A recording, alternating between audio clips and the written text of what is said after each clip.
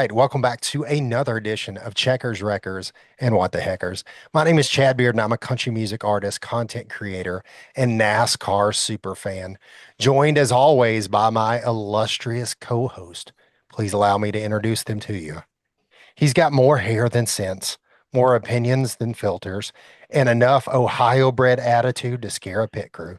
When he's not melting microphones, he's running VIP operations for a Haas factory team and making sure chaos stays just professional enough to keep his credentials. It's the follicle phenom himself, Rick Kojan. What's up? Thanks for having me back. Thank you for welcoming my hair. And I appreciate you. And now I have more hair than sense. So thanks a lot, Chad. Yeah. All right. By Your day, love for me continues to grow. Now let's get to the main guy. All right. By Here he day, he's is. keeping Hendrick Motorsports Systems online, and by night, he's laying down verdicts hotter than blown engines at Martinsville. He's the fastest man in North Carolina and the only guy who can issue a penalty and a punchline in the same breath. He's NASCAR's own champion courtroom cowboy, Chris, the Supreme Court Justice. I like that throw in there. I like that. You like You are Good it? now job the there, Chad. That was a good courtyard one. cowboy. Champion courtyard cowboy. Courtroom cowboy. Courtroom, excuse me. Courtroom cowboy. Yes. Anyways, We're not uh, traveling, no courtyards. Yeah, yeah. courtroom. Exciting night tonight. We have an incredible guest. And let's not waste any time, fellas. Let's get right into it. Are you Yeah, ready? let's get to it. This guy's All this right. guy's important. Yeah. He's gone from battleships to burnout strips, a U.S. Navy badass who traded missiles for mishaps and now pilots something louder than a destroyer. He's got more discipline than your dad and more horsepower than your ex could handle. Salute the sailor of speed himself. Ladies and gentlemen, Jesse Iwuji is here. Hell Thank yeah. you. Hell yeah. What's Badass. up? What's up, Commander? Man, nothing. Just out here grinding, out here consistently grinding, trying to get through this government shutdown right now. It's been crazy for us because we're supposed to be doing, like, I'm in the reserves now, so we're supposed to be doing our monthly drills. And yeah, we as reservists, when things get shut down, you're non-essential. Ah, gotcha. Wow. Yeah, but you still got to work. Just don't Yeah, forget. so I want to back up and I want to get into your story a little bit if that's okay, and then we'll work up to all of that. But so you grew up in Texas.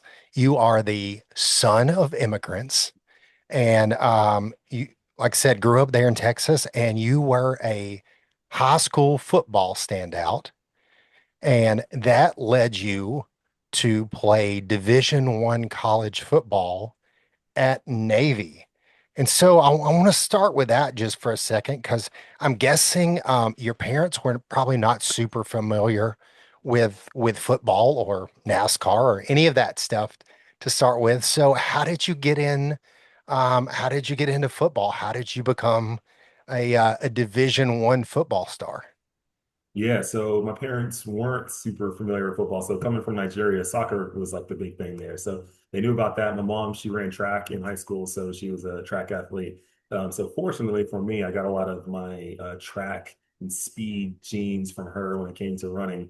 And jumping into football, I started playing football in seventh grade. And my parents, when we were growing up, they were trying to make ends meet. Trying to grow what we had, and they were grinding. There's four kids and two of them, and my grandma would come and help too as well. But obviously it was a lot to handle. So we didn't get a chance to go play like Pee Wee football and Little League and all. I didn't get to play any Little League sports at all until school sports started, which was in Texas in seventh grade. So started playing football there. I wasn't good at all to start. I was like on the B team in seventh grade because I had no clue what I was doing. Funny enough, they put me at running back and they put me at safety. And when I was playing running back, I remember going home after like the first few days of football and asking my dad, "Hey, what's a running back?" Because that's what they're gonna make me play. And he was like, "Watch this guy on TV right here for the Cowboys, number 22, Emmitt Smith." And I was like, "Okay, that's what a running back does." So then, I tried learning from watching him on TV. Going into eighth grade, got a little bit better, but was still on the B team. I wasn't great. Going into ninth grade, still wasn't good. But my mom was like, "Hey, like if you don't if you don't get on the A team this year, then maybe look at some other sport to play." I was like, "Oh, screw that. I want to get on the A team this year." So I grinded my butt off. And it wasn't necessarily that I was more talented than the other folks who were on the A team to even get on the A team is because I just worked way harder than everybody else. And the coaches saw it. They're like, man, you give a lot more effort than these other guys. So we'll put you on the A team. So got on the A team. And then after that, I was like, okay, I definitely got to get better at actual football if I want to even go anywhere with this. Slowly got better over time through a lot of extracurricular work. I would sit in my room and throw a football up, catch it with one hand, throw it up and catch it with the other hand and work on my hands. I was doing push-ups every night, 100 push-ups every single night. I was doing 100 calf raises, 100 sit-ups, 100 everything, just trying to get bigger, stronger, better. And then going into my sophomore year, got better and was starting on the JV team. Going into junior year, I was on the varsity team. Senior year, got even better, was starting on the varsity team. Had a really great season on defense. I had 6 sacks as an outside linebacker and a bunch of tackles. I don't know how many tackles I had, but a good amount of tackles on offense. I had a bunch of catches. Unfortunately, did not score a touchdown my senior year, which kind of sucked. But anyways, got recruited by the Naval Academy. And for me, it was just a great opportunity to go to a really good school, get a great education, play football for a great team who was winning, and be able to get have the opportunity to be an officer of the Navy after I graduate. Because for me, I always looked at it as football is amazing and I'd love to go to the NFL. But obviously, that's just not going to happen for everybody. So hopefully, I was set myself up for a future where I could, have a successful life, be able to, live comfortably, all that stuff. So I figured going to the Naval Academy would definitely set me up for that. I went, played all 4 years. I was on the traveling squad after the second game my freshman year. So we had a safety on who was starting who went down. I was doing some of our we played the JV team would play against some of the junior colleges. I played against one, did like really well, and they're like, okay, I need to be on varsity. So I got moved up to the traveling squad at the Naval Academy, and then I was basically on the travel squad for the rest of my time. Started my sophomore year, got hurt like halfway through. Bounced like kept on bouncing back and forth from being hurt and not hurt for the next 2 years. Surgery too, right here on my elbow, all that fun stuff. But I still played all 4 years and had fun doing it. And then graduated and became an officer in the Navy. I was a surface warfare officer, so I was on the ships. My first 4 years, I was on 2 different ships, went on 2 different deployments. Spent like 15 months of my life in the Middle East. And during my second deployment is when I was having this crazy I don't know, epiphany, dream, whatever it is to like get into pro racing. And prior to that, I was doing like a bunch of track days, like with my personal car. I had a Corvette Z06. I was just taking it to the track and just doing track days, like something anybody can do. And for whatever reason, I was like, oh yeah, like this is cool. I want to take it to the highest level. I want to be a pro driver, which is like crazy and insane to think, but like maybe not enough people tried to stop me. So I was like, let me go after it. And I knew getting in, I was like, you know what? I'm obviously starting way late. Most people start, when they're 5, 6, 7, 8 years old, they got a ton of money behind them, all that stuff. I was 26, 27, and I didn't have anything behind me except my every 2 weeks paycheck I was getting from the Navy, which obviously isn't enough to pay for racing. So I had to get real smart real quick. I was like, oh, let me start my own business so I can make some extra money on the side and get enough money to pay for my racing so I can go run a late model and do this and that. So I did that. And I basically just tried to fast track my way through it, which wasn't like the smartest way to do it. But at the time I was like, whatever, I didn't know any better. So I just did it and obviously learned very, very quickly that, it's hard. It's hard to race. Like everyone you race against is going to have, well, at least for me, everyone I always race against, whether it's today or 10 years ago when I started, they're always going to have way more experience than me. They're always just going to have way better everything than me. So for me, I always have to go in like realistic thinking, okay, like I'm not going to go out here just like beat these guys like that. But if I can go out and just have the best day that I personally can have that day, whether it's finishing 11th at Daytona in 2022 or it's finishing dead last, because a wreck happened or something like that. Just whatever the best I can do for that day, go do that. Try not to cause any trouble and just try to get better and better and better each time I go out. Sometimes you go backwards, sometimes you go forwards. But for me, I was just, for me, it was just a dream to become a driver and make it happen. And we've been able to do it. I've been able to run a bunch of races, and it's just been a huge blessing to have the opportunity to do any of it. Yeah. So when you were in high school looking to go to college, what was your only offer Navy, or was that No, just where that's just where I'm going? I got my mind made up going there. no, I had some other offers. So, University of Louisiana Monroe was looking at me. Army was looking at me. Texas State University, some other small schools. I got a bunch of letters from TCU, but that wasn't really going to go anywhere. And I got a bunch of letters from Boston College, but it was like just all talk. And that was mainly it. Um, this is back in 2004, three, four. So like this is before YouTube and us being able to have the opportunity to like put out tape and do all that in a meaningful way. This is back when I was like, trying to get my stuff out there to other colleges and stuff.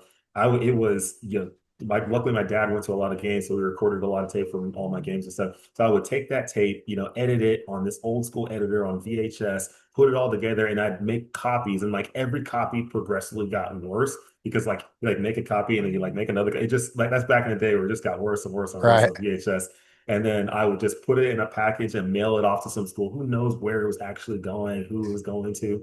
I would just mail it. Some GA had it and he looked at it. Yeah, they use it as their Yeah. extra tape to use to like record a practice or whatever. Yeah. So yeah, who knows where they were going. So like some of them I got some replies back. So it went maybe it did go somewhere, but a lot of them didn't get replies. But the folks I ended up talking to were mainly the folks who came to our spring football practices and came to some of the games throughout my senior year. Those are the ones who I eventually like talked to the most. And Louisiana Monroe, I'm pretty sure that was the first legit offer. And like for me, I was so happy because for me, there wasn't any extra money laying around for me to go to college, and just have it taken care of. Like I had to get a scholarship to go. So when I got that offer, I was almost about to be like, let me jump on it. Like a first offer, who knows if I'll get another one? Let me jump on it. I'm like, no, no, no, let me wait. Like I know I'm better than that. And the Naval Academy came around. And at first I was like, I never thought about the military, but they're doing well. They were that year they were going on their second winning season. It's a great school, and all the adults, way older than me at the time, were telling me you're going to be set for life if you go there. Like, just go. You're going to be set. Like, no matter the screw football, you're going to be set for life. And I was like, man, I kind of get what they're saying, but I was far enough to understand that I do need to think past college. It's not just about school.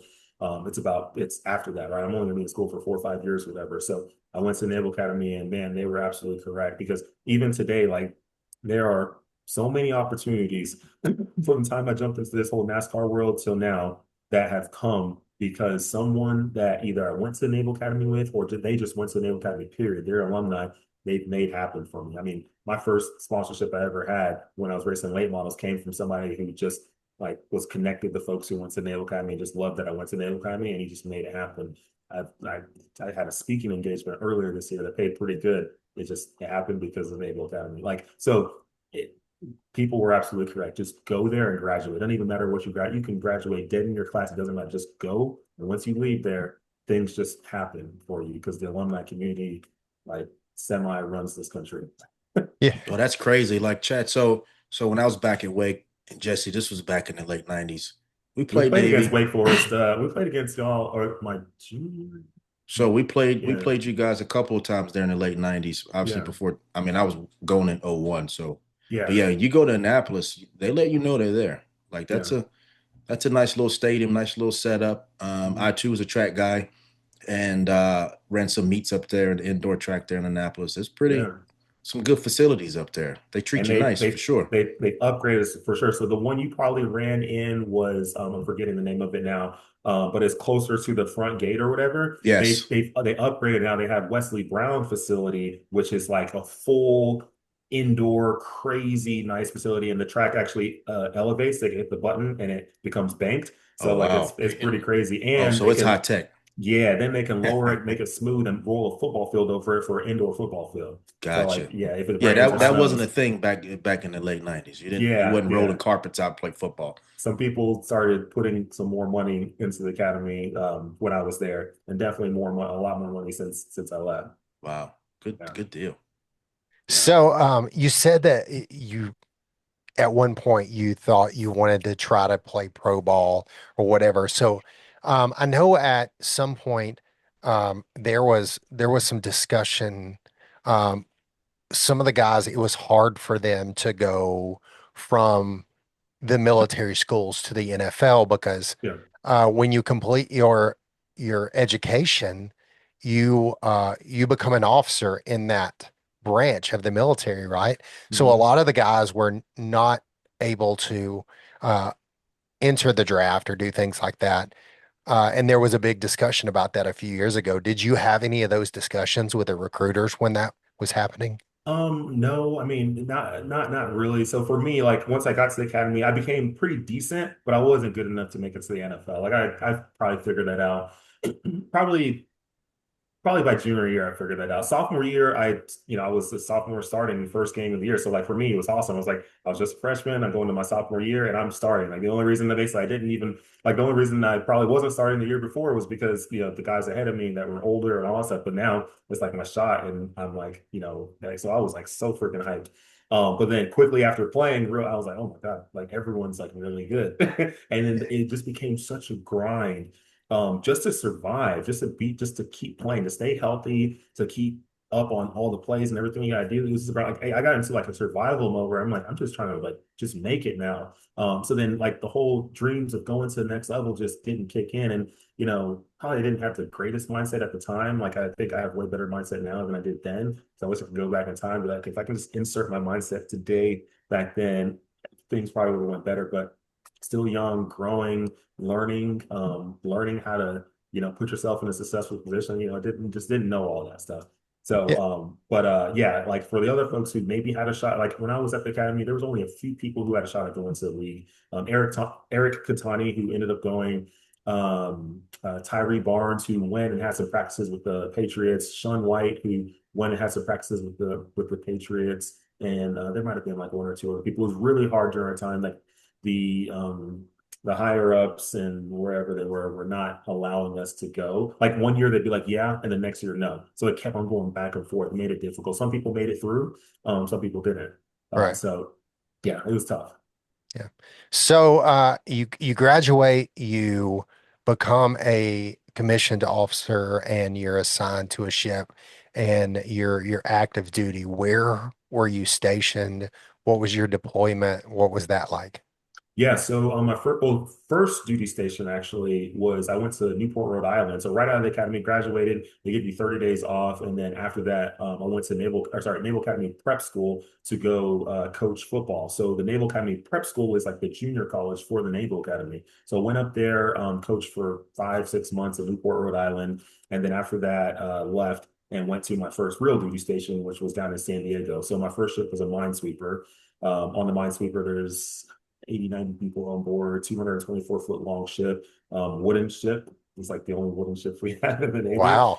because Wow. they're minesweepers, right? For So obvious reasons. yeah, you don't want to be like metallic. So everything on a minesweeper is non-magnetic from the hull to all even the metals on board are all non-magnetic metals because um, mines come in all different shapes and forms. There's magnetic mines, there's acoustic mines, there's seismic mines, there's contact mines. There's all different kind of mines for mine warfare. It's a very, very crazy world. But anyways, I was on one of those ships, and how we did it at the time, we did crew swap. So a crew would be on one ship in San Diego. Then when it's time to go on deployment, you literally fly the entire crew out to Bahrain, and then you switch with another crew. So like 80, 90 people get flown over, and then you just do like literally do a handshake for a few days, and then boom, you take over a whole ship, which is like a very crazy way to do it. We made it work for a while, but it ended up like not being a great idea. So, anyways, did that. I was in Bahrain for about 10 months on my first deployment. Um, it was cool. I mean, I spent all of 2012 basically in the Middle East. It's so crazy, like waking up and like, you know, driving out to the ship and you're like in the Middle East. You see all the movies and how like the Middle East and the desert looks like. It was like that, like dusty all. It was just like crazy.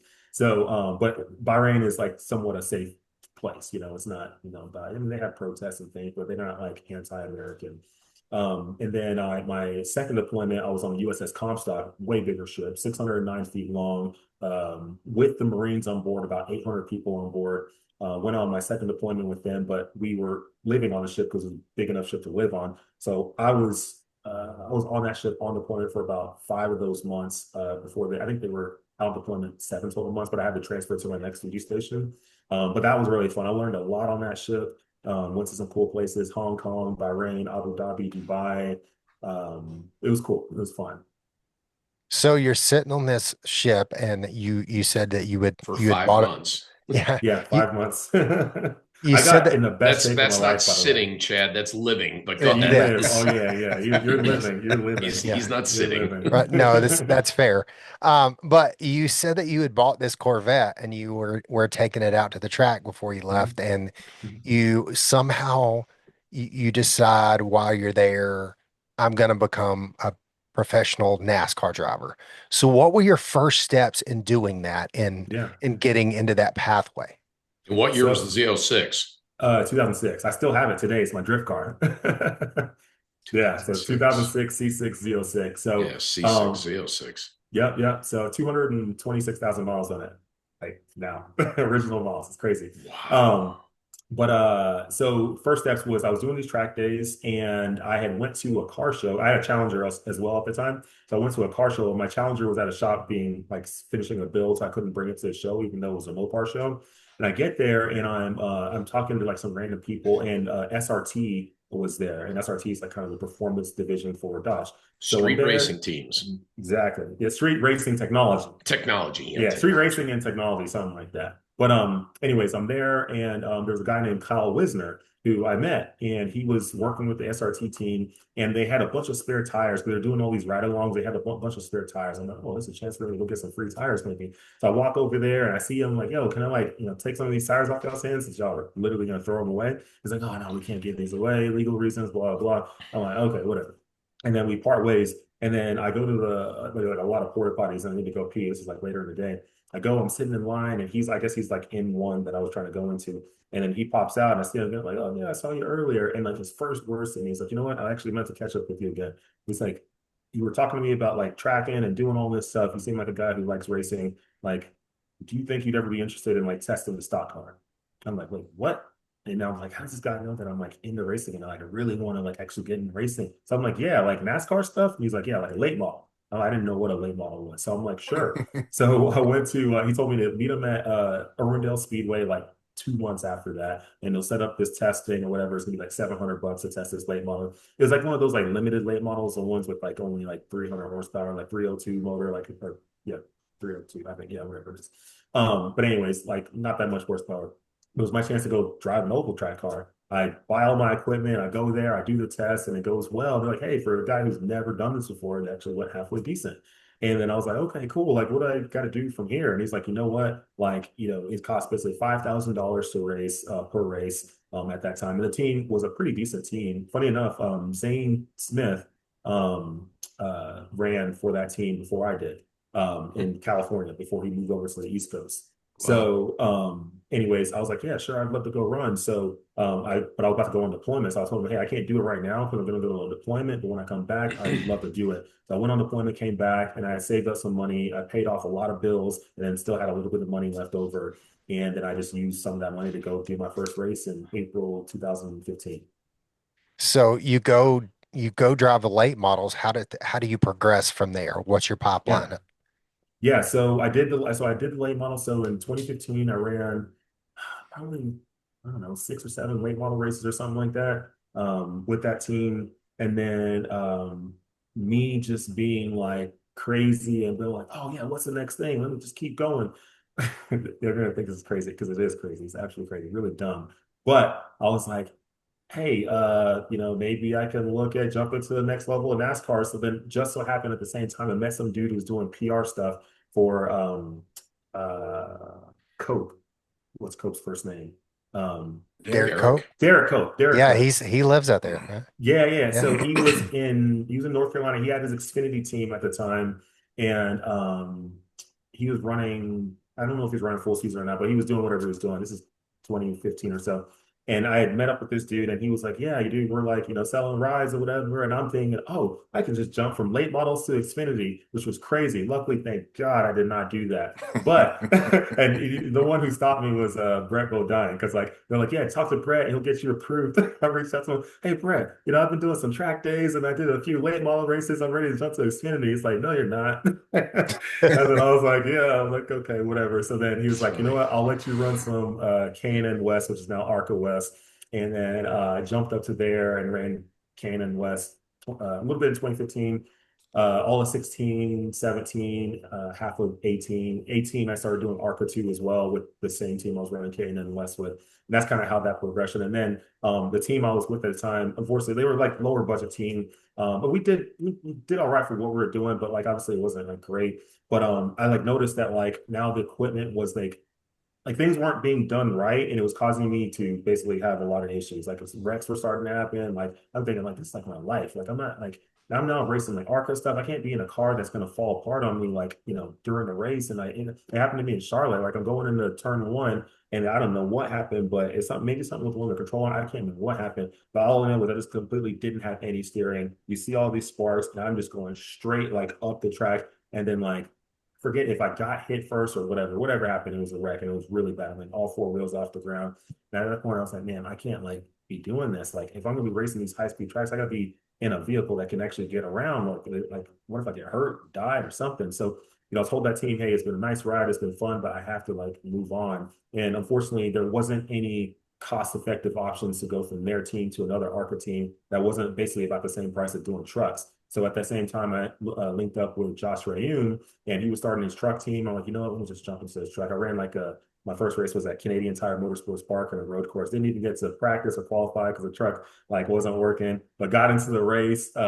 Didn't finish last. Jeez. I beat out a few people. It's crazy. I was so pumped. I'm like, I don't even know what I'm doing. I still outran a few people. So pumped. But it wasn't anybody great that I outran. Norm Benning and like Jennifer Jo and cut somebody else or whatever. But I was happy. I was like, these people been doing it. I've never been doing it. So, anyways, got through that, and then from there, just kept on running some truck races with him. Vegas's and Texas. That's when I ran Texas, which was like maybe fourth truck race. I finished, I think 17th or something like that. So almost finished on the lead lap until Kyle Busch lapped me like on like the last lap. I'm like, damn it. But Dang I it, was Kyle happy about Busch. that. Yeah, yeah, yeah. Yeah, But good anyways, job, it was Kyle still fun. Busch. And from there, yeah, just continued up, trucks and then eventually Xfinity and yeah, Xfinity. So how do you decide to that it's, not it's not enough for you're literally like the hold my beer guy because Yeah. well, it's like I've done this, just hold my beer. I'm gonna do something else. Just put something Yeah. else on my plate. So besides you're still in the Navy, Still in you're Navy. driving, Yeah. and now you're like, you know what? I should own a team. So you start your own team. How do you do that? How do you get connected with Emmett Smith, the guy you Yeah. brought up with earlier, Yeah. to create this motorsports company? Yeah. So my agent at the time, who had been, once I got to basically my ARCA level, I had linked up with him and he was helping me get sponsorship and stuff. He knew Emmett from back in the day. He actually used to basically, in a way, be Emmett's assistant, like back when Emmett was still playing for the Cowboys. So he knew Emmett. And one day we were sitting there, it was like in 2021. I had been doing a few things with USAA and it was going well. And we were in a position where we were about to like get a lot of sponsorship, I believe, from USAA. And then around the same time, I believe Geico was like trying to get in even deeper with NASCAR. And like basically things happened where USA couldn't come into They the got sport. blocked out. Yeah, Yeah, they you got got, blocked. yeah. Yeah. So, That's tough. but like they were wanting to do a lot of stuff with me because obviously I was the only service member who was competing in NASCAR. So, like at that time when that opportunity was there, and we're looking at potentially what was going to happen, we're like, okay, why are we going to like bring all this sponsorship to some team and they're going to take it and do whatever they're going to do with it? Maybe they're going to give me a decent piece, maybe they're not. I don't know. But why don't we just start our own thing? And that's kind of where that whole idea started. And it is not easy to start a team. We got through the first year, 2022. Unfortunately, we ran into an issue where the sponsor we had at the time, you can read it on the internet. But yeah, so it sucks. It happens to people. It happened to us. Things are better now. But that did, obviously hurt us for 2023, 2024. We went from running a full season in 2022 to not in 20. And we were really coming back. Like we were like making a freaking comeback that year. Because we started rough. I mean, because we didn't before Daytona, even though thank God we made the race. Daytona, we hired our first people 3 weeks before the race and then started getting the car ready. We still made the Wow. race. We still made the Wow, race. you Where were talk you about a based out pinch. of? Where was the shop? We were borrowing like a little slimmer of a part of a shop out of from Johnny Davis. Oh, So wow. we were Okay. doing that, and then like for whatever reason, things were not working with him because he wanted to do things one way. We wanted to do things another way, or I wouldn't say we. Our crew chief at the time wanted to do something another way, and then it didn't work out. So then we had to go somewhere else, and we had nowhere to go. So we actually got a storage unit and was working out of a storage unit for a few races. Jesus. Yeah, yeah. We Talk never about had a grind. we Holy never had a smokes. pull Man. down rig. We never had any of that stuff. We were just working and grinding. These are the things that a lot of people just don't know. So like, we went to the first race. yeah, Daytona made that race. But then the next few races after there just fell apart. Like fell apart hard. We weren't making races, like things were sucky. Like we even like got somebody else to jump in the car and he just still didn't make the race. I'm like, oh my God, what's going on? And then we like switched personnel and then things started going back up. And things started getting better. And we made it through the year, but once again, hit another turmoil at the end of the year. And then we're like, oh my God, what's gonna happen? So going into the 2022 off season, we we basically had no funding to get through it. And like we didn't want I personally didn't want to let all our people go. They had worked so hard all year. I'm like, I'm not gonna Right. like dump these guys right at the end of the season. So I was like, okay, if we don't have this sponsorship coming in that we're supposed to, I'm just gonna pick up the bill and maybe we'll figure something out. And I literally like I have other businesses. I spent my every dime from every single business to keep everything afloat at the end of 2022. I literally emptied out every personal account, every business account, everything. Wow. And looking back on it, was the smartest business thing to do. I mean, I'd like to say no, but then if I didn't do it, then we would have never made it to Daytona 2023. So I'm like, I don't know, but I chose people over me, and since then I've been having to climb out of that massive debt hole that I got into because of that. And things are better now today, not perfect, but it's just like it was a grind. But I chose people over me. Well, that says a lot because Yeah, most what I cats wouldn't have chose the people. no, It's they wouldn't. Most crazy. people would just let everybody go, and I just couldn't. Like Absolutely. I literally like could not do it. Yeah, it was. How many are we talking about? We didn't have a big team, so it was I think five crew members, and then we had another two people who do like admin and social media stuff, content creation stuff. So about 7 people or so getting paid. Yeah.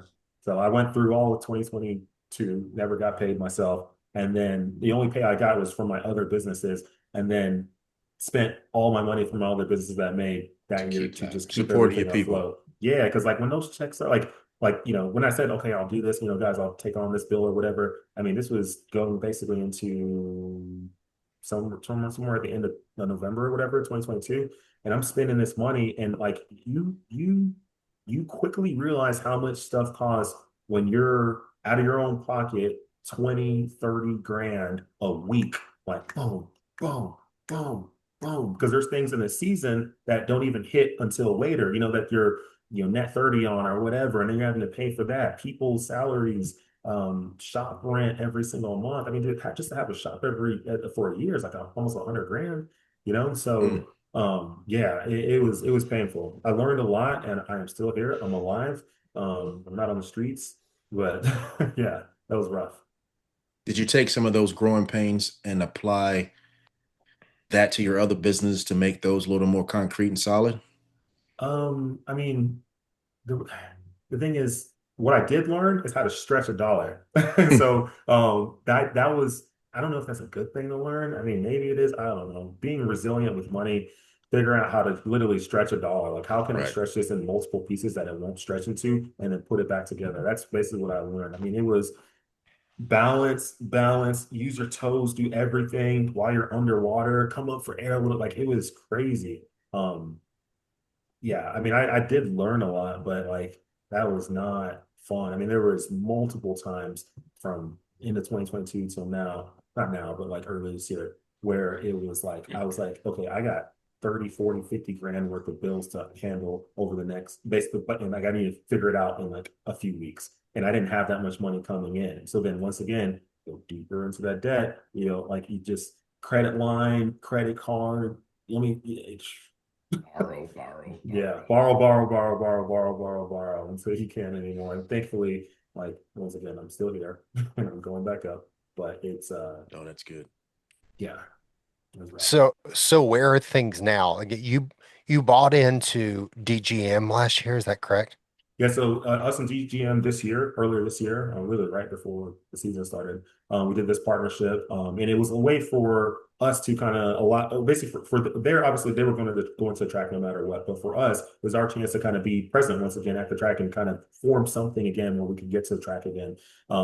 Obviously, we still have all of our equipment, we have all of our cars, have all of our everything. We had some pretty decent stuff. I wouldn't say it was like the most top notch, but it was pretty decent. We ran decent with it. And it helped plus up their inventory a ton, right? I mean, there was some races where, they got to use our stuff, whether it was, just little parts and pieces or a full car. I think I'm pretty sure for the road course race at Charlotte, that was one of those cars was that road course car. I used my own super speedway car when I ran Talladega in April. So, and then just a lot of random pieces of equipment and stuff that they needed for like, but it was nice for them to know that, okay, if something happens and, they're running back-to-back road course races and a car or two gets destroyed, that they had stuff from us that they could easily literally come and grab. It was like, we were just an extra surplus, which was very, it's just for a team, small team, just trying to make it every week. Like, it's nice to know. Actually, I wish we had that when we were running. But there was a few weeks where like, I don't know what we're going to do. But anyways, yeah, it was good. Those DGM guys have been really, really great working with. Whole family was super nice. The team super nice. It's very easy people to work with. Probably the easiest folks I've ever had to work with before. Everyone's super nice. I mean, not that everybody else I've worked with before weren't, but like they're awesome. They're good.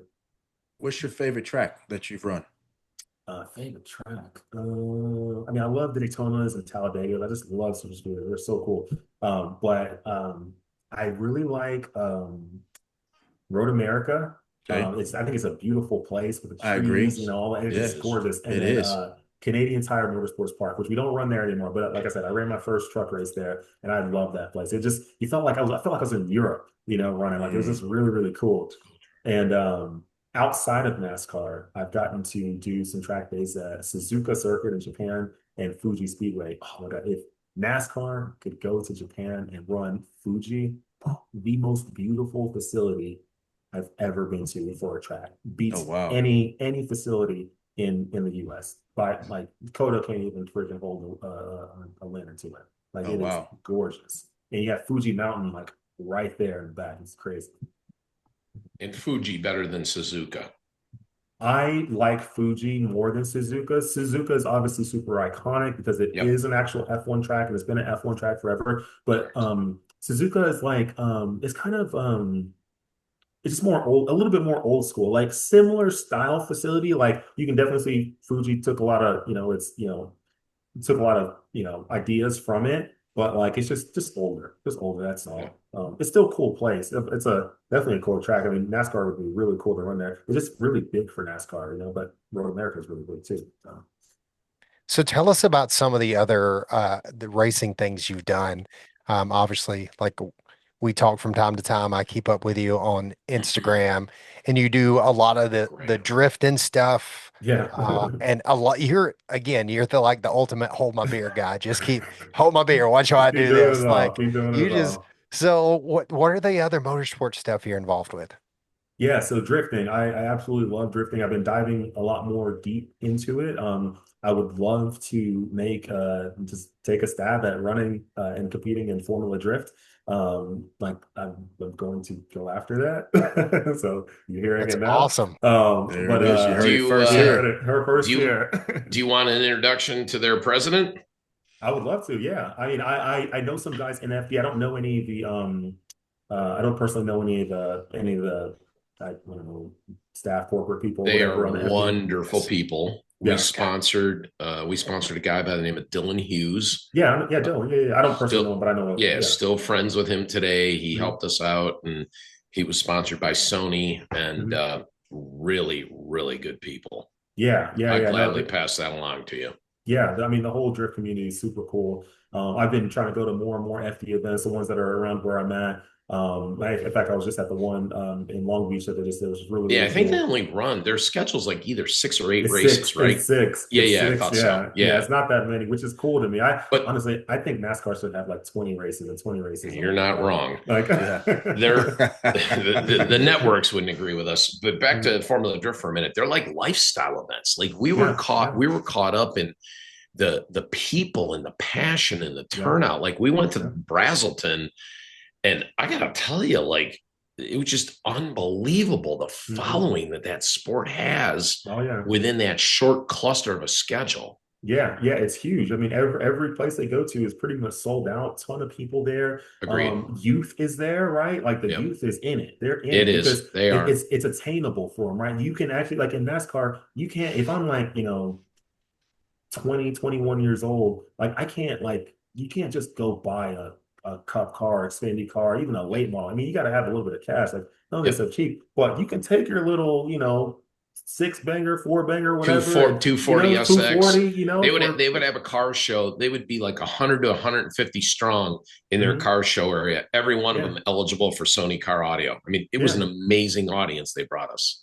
Yeah, yeah. So it's like, it's there and like it's attainable for people. So they see them do it. They're like, hey, I can do this too. And they can. Like you can go to a lot of local tracks. I mean, I here in SoCal, we can go to Apple Valley Speedway pretty much Monday through Thursday every week for, if you don't have a membership there, it's $60 or maybe. If you do, it's like $10 every time you go. And you can go drift and you could use one or two sets of rear tires max and you're Yep. good. And you get super cheap $80 tires and you're good. So like it's just a very attainable sport. And I think that's why people like it because they feel like they can do it. You go to F1, you Yeah. go to all this other stuff, it's not everybody can do it. So that's why Where people in do it. SoCal are you?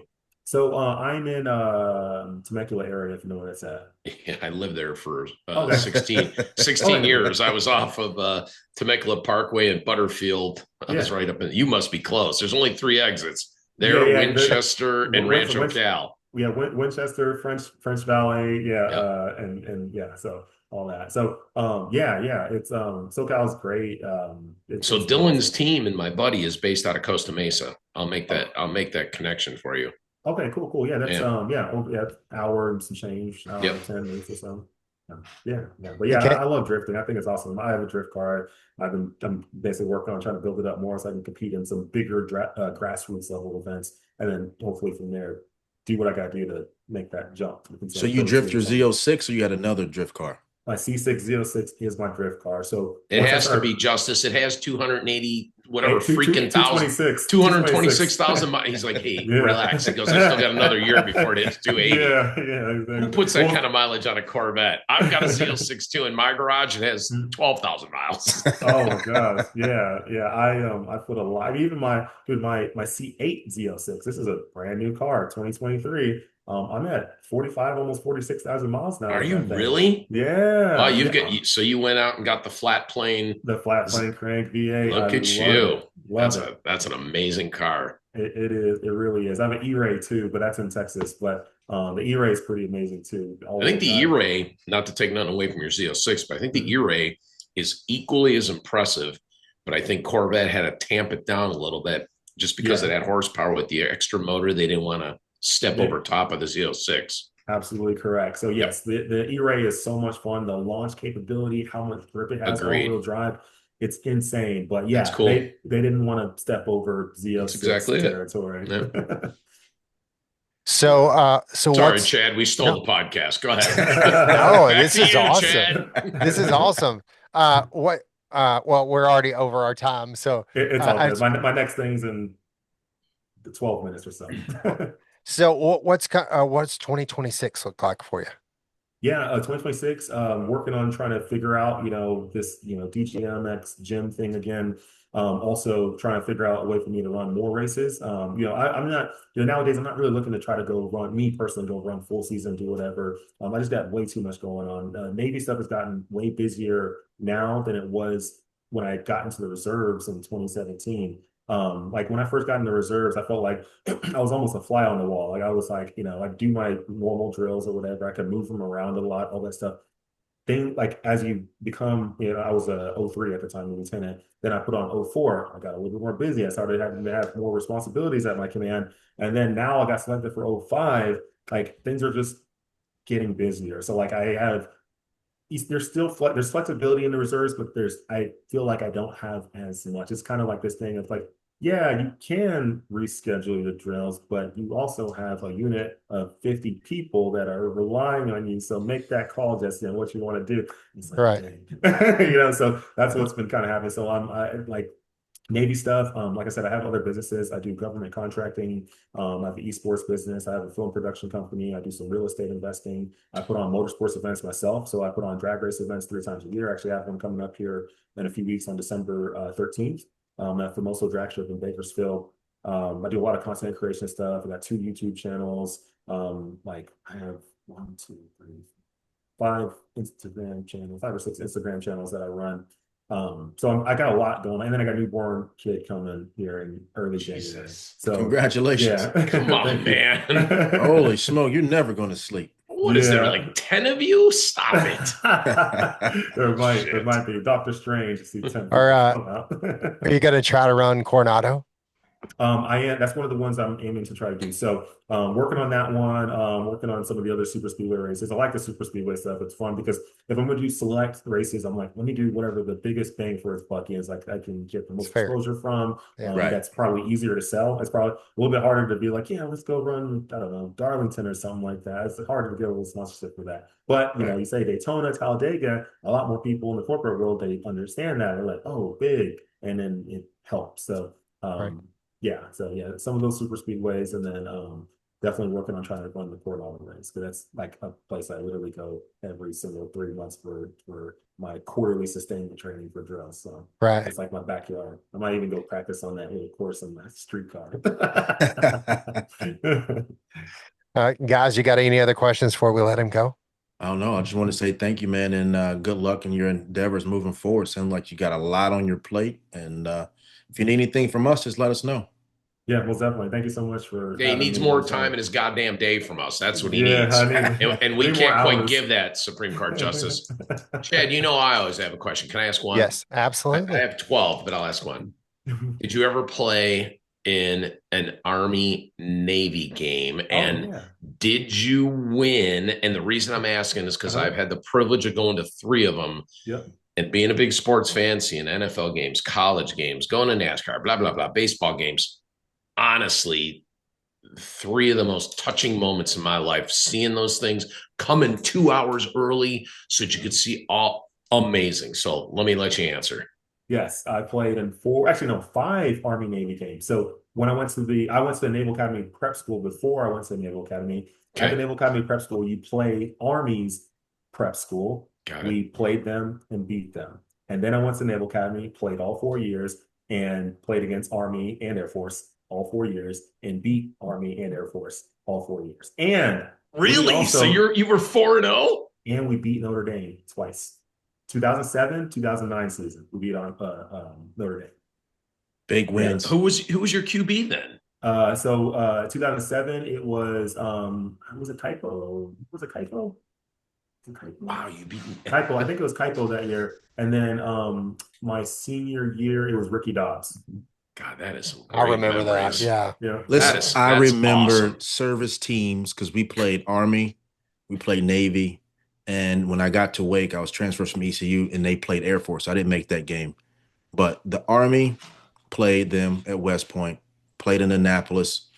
Listen, option football, oh my It's God. tough. It is tough. Bro. It's tough. Knee Bro, it makes a breakers. man out of you. Oh yeah, the discipline you have to play Yes, against us is just exactly. crazy. Like, and people don't understand it because they wonder, like, oh yeah, you see Navy on the schedule. Oh, most of them are smaller, whatever. Like maybe not as athletic as some of the other teams, but the thing is, we are extremely disciplined. We play disciplined football. We play assignment football, and that's the thing. What people don't understand in football is all that extra talent in the world like helps you be a little bit more elite and maybe make a play that other people wouldn't make. But for the most part, football is assignment and discipline. If Yes. you play assignment football and you have discipline, you don't have to have all the talent or the speed or anything in the world. Just get to where you're going and just make the tackle. Do your job. Do what you're Do your supposed job. to do. Do your job. And Just that's well said because you allure guys to sleep. Option. Right here. And then one's over the top and the guy's wide open like Forrest Gump running down the sideline. Yeah. Just being wow. in those stadiums too is just I got to do I got to play for the Military Bowl a few years ago, and it was just incredible just being there. And it wasn't even like an Army Navy game, but just cool to be there as a part of that. Well, thank you again, man, for your hospitality tonight. Yeah, most Happy definitely. Veterans Day. Yeah, Thank you. happy Thank you. Veterans Day. Thank you for your service. Thank you for doing Thank you this. for We your appreciate service. your time. And let us know if we can do anything for you. We appreciate you coming on, and best luck in thank you so much. 2026. Yeah, most definitely. Thank you so much. I'll have a good one. Have a good night. Stay blessed and keep doing what you do. Thank you. Sir.